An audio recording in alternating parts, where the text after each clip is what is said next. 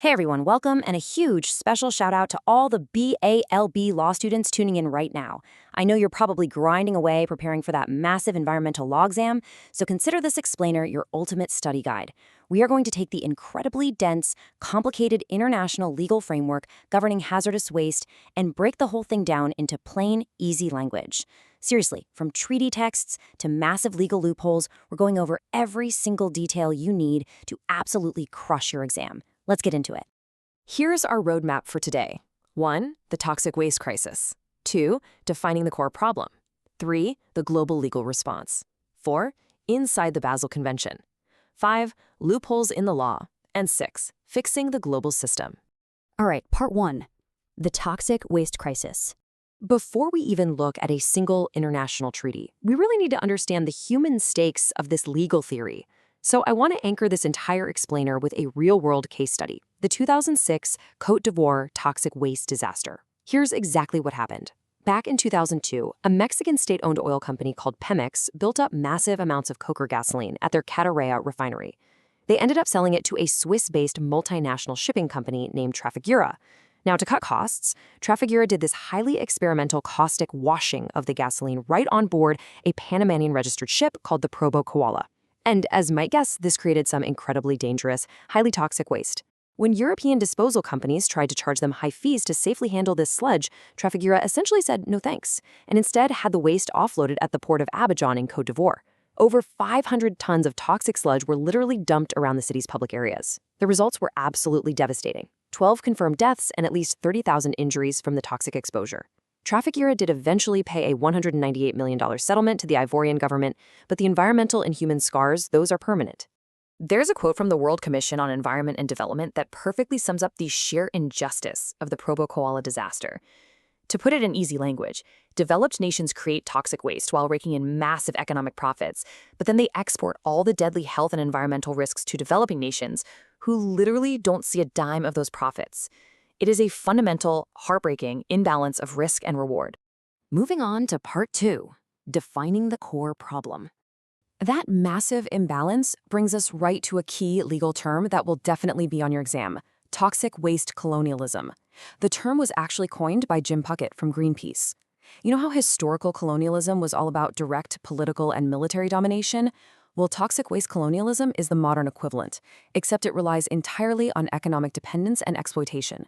Developed nations basically use underdeveloped states as cheap disposal sites, simply because those developing nations lack the stringent environmental standards, the funding, and the administrative infrastructure to protect themselves.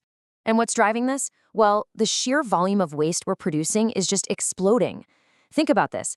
Back in 1945, the world generated an estimated 5 million metric tons of hazardous waste. By the year 2000, that number skyrocketed to 400 million metric tons. And get this, industrialized nations produce at least 3/4 of it. This heavy industrialization creates what we call a NIMBY mentality in the West, NIMBY, not in my backyard. Citizens in wealthy countries want the products, but they absolutely do not want toxic disposal sites near their homes. So that waste gets forced outward across international borders. Ultimately, the biggest driver here is economics. It's just simple math. In a developed nation with incredibly strict environmental laws, it might cost up to $3,000 to safely dispose of a single ton of hazardous waste. But ship it to a disposal site in Africa? That might only cost $40 a ton. $40! That is a massive financial incentive to export your garbage. On the flip side, many developing nations are struggling with crushing national debts. So when a foreign company swoops in offering millions of dollars in hard currency just to accept a waste shipment, these cash-strapped nations find it incredibly hard to say no. They often end up ignoring the long-term health costs just to survive today. We are also seeing a huge rise in what's known as sham recycling, which is basically where waste is fraudulently labeled as recyclable material just to sneak it past customs, only to be illegally dumped the second it arrives. Okay, part 3, the global legal response. So we know the issue and we know the economics driving it. How did international law attempt to step in and fix this? Let's walk through the timeline you'll need for your test. In 1972, the Stockholm Declaration established Principles 21 and 22, basically stating that countries have a strict responsibility not to cause environmental damage to other states. Then, in 1976, the The United States passed domestic law, the Resource Conservation and Recovery Act, or RCRA, which set up a tracking system for hazardous waste. This actually inspired the whole global community. By 1987, the UN Environmental Program established the Cairo Guidelines. This was soft law meant to help developing nations manage waste. And all of these stepping stones, they directly paved the way for the absolute most important treaty in this space, signed in 1989, the Basel Convention. Which brings us to part 4, inside the Basel Convention. The Basel Convention is the primary international agreement regulating the transboundary movement of hazardous waste. Let's translate this dense treaty text into something you can easily memorize. First, Basel uses really broad definitions. Annex I and III cover hazardous wastes, Annex II covers household wastes, and Annex IV covers disposal and recycling operations. A quick exam tip, though. Radioactive waste and ocean ship dumping are excluded because they have their own separate treaties.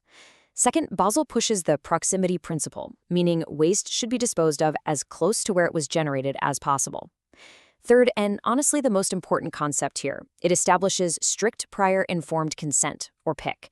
An exporting country must provide detailed written notice to any transit and importing countries, and those countries must give written consent before the shipment ever moves.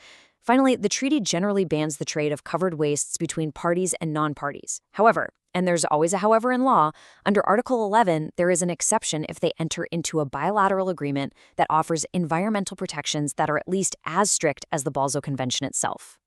Now, Article 9 of Basel strictly defines illegal trafficking. It says it's illegal to move waste without that prior informed consent, or to get consent through fraud, or to just dump it illegally. But here is the massive catch that trips up so many law students. The Basel Convention itself has absolutely no international enforcement power. Zero. It relies entirely on individual member countries to pass their own domestic legislation to punish offenders. The treaty basically points a finger and says, hey, this is illegal, but it's totally up to your own national police and courts to actually enforce it. Because Basel only regulated the trade through consent rather than completely banning it, a lot of African nations were deeply dissatisfied. They rightly felt they were still super vulnerable to being bought off by rich countries. So, in 1991, the Organization of African Unity created the Bamako Convention. Bamako is way stricter than Basel. It enacted a total, flat-out ban on importing hazardous waste into Africa, and it even covers radioactive waste. The real tragedy of Bamako, though, is that despite its incredibly strong legal text, African nations simply lacked the administrative and financial capacity to actually enforce it. I should also briefly mention the Lomé IV and Cotonou agreements here. Those were separate treaties that actually successfully banned European community waste exports to Africa, Caribbean, and Pacific states. Part 5. Loopholes in the law. So, if we have Basel and we have Bamako, why on earth are disasters like the Probocola still happening? Well, there are 5 major loopholes where the global system just falls apart. First, fraud is rampant. Customs officers simply can't check every single shipping container, so toxic sludge gets easily concealed under the label of recycling. Second, Basel's definitions are incredibly vague. Remember, the treaty was written back in the late 80s. It completely failed to anticipate modern electronic waste, or e-waste, which heavily blurs the line between valuable raw materials and toxic garbage. Third, total bans cause collateral damage, which we'll look at in a second. Fourth, cross-national regulatory clashes. Basically, every country classifies hazardous waste slightly differently under their own domestic laws, creating massive confusion. And fifth, the lack of participation by the United States. Let's unpack loophole number 3, the collateral damage of a total ban. Back in 1995, the Basel Ban Amendment was passed to explicitly prohibit all hazardous waste exports from developed to developing countries. Proponents absolutely love it. They argue it's the only real way to eradicate toxic waste colonialism once and for all. But opponents argue it actually does more harm than good. Why? Because legitimate recycling is actually great for the environment. Treating all non-developed countries exactly the same is just overly simplistic.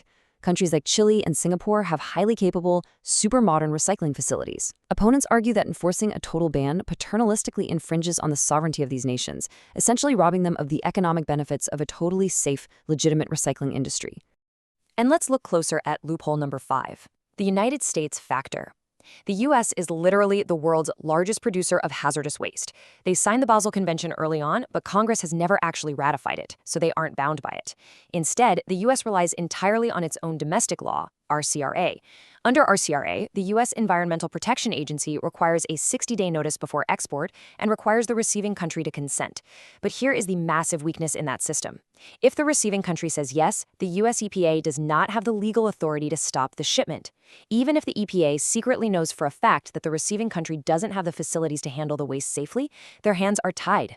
By not ratifying Basel, the world's biggest waste producer fundamentally weakens the leverage of the entire global treaty system. Finally, Part 6. Fixing the global system. We've defined the problem, analyzed the treaties, and exposed the loopholes. Now for the exam conclusion.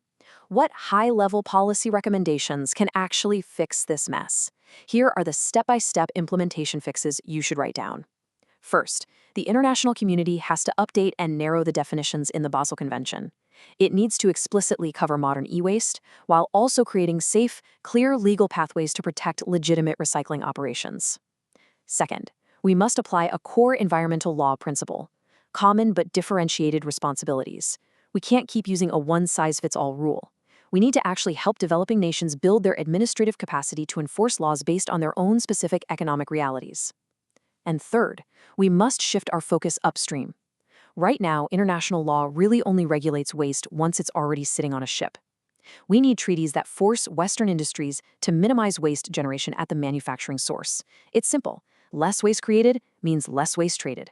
This requires a critical philosophical shift in environmental law.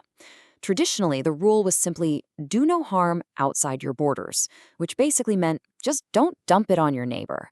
But as developing economies grow, they're producing their own domestic hazardous waste too. So the policy must shift. Instead of just trying to ban exports, international law has to focus on empowering all nations to sustainably manage waste within their own borders. And to actually achieve that, we need to radically expand public participation, giving power and a voice back to the local communities most affected by these toxins. So how do we actually empower the public and enforce these rules? First, governments need to partner with private industry to transfer clean disposal technology directly to developing nations. Second, we need to create robust systems for citizen complaints modeled after the environmental review boards used by the World Bank. Locals need a way to blow the whistle on illegal dumping. Finally, we absolutely must expand liability. The Basel Convention did adopt a 1999 protocol on liability to impose strict and fault-based liability for damages, but honestly, it still lacks enough ratifications to have real teeth. In the meantime, lawyers are increasingly turning to domestic tools, like the U.S. Alien Tort Claims Act, to entirely bypass these failed international treaties and directly sue the multinational corporations responsible for the dumping. The international treaties certainly laid the groundwork, but as we've seen, implementation has really struggled. So I'll leave you with this final thought. If international treaties like Basel can't be universally enforced, can the expansion of civil tort remedies and local public participation finally bring an end to toxic waste colonialism? Think about it. Good luck on that environmental law exam, study hard, and I will see you in the next explainer.